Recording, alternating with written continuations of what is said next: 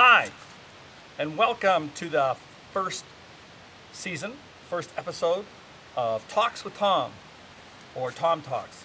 You let me know what you think it should be. I'm here because I was once taught that knowledge, even useless knowledge, can be good. And so I'm going to share a bunch of things with you. My wife's a little bit nervous, I have to admit, about this because she thinks I'm going to embarrass her. All I can say about my wife is she's beautiful, she's gorgeous, and especially in the wintertime, she's totally hot. Absolutely, because I keep the fire going really, really warm in the living room. Anyway, I want to share this with you. This is my surprise. My first guest on my first show is People. Meet Picky. Picky, meet People. Or Picky People. That was a cheap one, I know. This is a North American, or actually Canadian, or also known as common porcupine. And it's a he or she, I don't know. I don't really care to find out. It's not worth it, but I can be 50% right or 50% wrong. Anyway, it's I call it a porcupine pain in the buttocks, but its real name is Erethizon docentum. Don't take me for up on that, but it also in French or Latin means quill pig. But it's like porcupine. It's got no pork in it. It's got no pine in it, but it's a lovely creature, right? I don't think he or she likes me that much. They grow to about that size and about, 10, 12 pounds. Largest of what they call the rodents, even bigger than a beaver, except I've seen some really big beavers out on our lake. And at the same time, they can grow, well, estimates say they generally is about 10 to 12 years and up to 30 years of age. So that's good. As you notice, Picky's got spines, and there's about 30,000 are supposedly covering his or her body, and we'll take a look at those in a second. Just want to say, I don't know that much. You can probably go online and find out a lot of information yourself. There's I don't know about the dating, the mating, the afterglow and cigarette after. I don't know how they do all that, but they do, and she will carry, if it's a she, for over 200 days for gestation, and then giving birth in the spring. And then they go out on their own, I mean, a few months later. So they're kind of solitary that way. And I must say that they are nocturnal, except this one. And honestly, they like to eat, they're herbivores, so they eat bark and leaves and whatever, you know, stuff like that. In the wintertime, they don't hibernate. They kind of hang out, I guess, you know, Netflix or whatever, and they eat pine needles or bark off trees as well. So that's I guess, that relationship even with the beaver on that side of things. The other thing about these creatures is that those quills, when they're born, are not hard. They're very soft, and about an hour later, they get hard. So I guess the mother's relieved about that one. And then they grow, and their main predators can be bears or coyotes, or bears, coyotes, wolves, cars, definitely. And especially what's called a fisher. A fisher is like a big weasel. It's about the same size, actually. It's a dark color. I've seen one, and that was from a distance. Chances are you'll never see one in your lifetime. Anyway, what they do is they go up, and the only parts that are not protected on a porcupine are the belly. You probably knew that one, but also the face. And what they'll do is it goes up and attacks, the fisher attacks the face, flips it over, and that's it. Porcupine stew. Oh, speaking of eating them, apparently there's recipes, and I think the settlers first, they eat anything. They're hungry. I think they used to eat porcupine, but somebody said they don't taste very good. I'm not going to try that either. So anyway, I'm going to experiment with the quills. Are you ready for this one? Okay.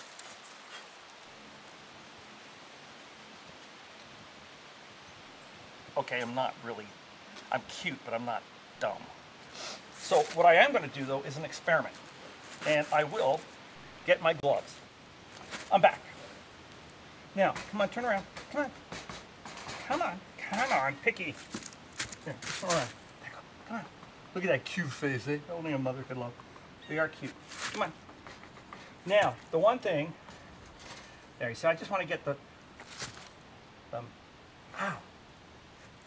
By the way, the thing about these quills, I take them out, they're like that. It's almost like, I guess, like pulling a hair. And what happens is, oh, it's making a noise now. It doesn't like it. It doesn't like me. If you cut them in half, they're hollow. You can't see that. The other thing about the quill is it's pointy at both ends. However, the end that goes in you, what it does is when it goes in, this tells you to get it out fast, it expands because of your body heat. And that, it makes them really hard. I'm going to try something though. I want to get a bigger one. Like that. A quill. And I'm going to get an apple. Hold on. What happens is, oh, it's making a noise now. It doesn't like it. It doesn't like me. If you cut them in half, they're hollow. You can't see that. The other thing about the quill is it's pointy at both ends. However, the end that goes in you, what it does is when it goes in, this tells you to get it out fast, it expands because of your body heat. And that, it makes them really hard. I'm going to try something though. I want to get a bigger one. Like that. A quill. And I'm going to get an apple. Hold on. I thought something else. You know, with the apple idea, granted, this goes, I will give this to Red Green Show, is you could probably take one of these, and if it was dead on the road, bring it back, freeze it up, put it on a table, and then you could get fruit, right? And put it all over. It'd be an interesting centerpiece. So I'm going to take out another couple of these. They don't throw their quills, but they can, if they're loose in the tail, come out if it swings it back and forth. But you'll notice, you see, I'm not hurting it, and the quills are okay. Apparently the Indians used to use the bigger ones, native people, excuse me, Aboriginal First Nations, used to use them, that's a big one, for, oh, that one went in, look at it. Oh, went in the apple. I was just using weak ones. Oh, look at that. And see, they break off. Oh, you killed this apple. I'm going to give it to it soon. And they used to use them for sewing. You can put holes in them. In case the bomb drops, you know, Armageddon thing, you'll know all about that. And anyway, that's Picky. Picky is doing very well. And apparently is, I'm just looking at some notes here. And that's about it. If you have any other questions, you can look them up, you know, on the internet or something. But come on, look, what a cute little face. And I'm not going to let it go here. I'm going to take it a ways. The weather's warm this week, so it'll find a new den or a new place, new housing. It's moving on up, and hopefully it will be quite well. It's a big one though. I said that's really heavy. And so there you go. Now, we're out here in the bush a bit, about a mile, 2 miles from home, and Picky's going to be let go. Now this is a little bit tricky because sometimes you never know what they're going to do, but he's not going to come back at me. They're afraid of people, right? I'm a people, remember that, okay?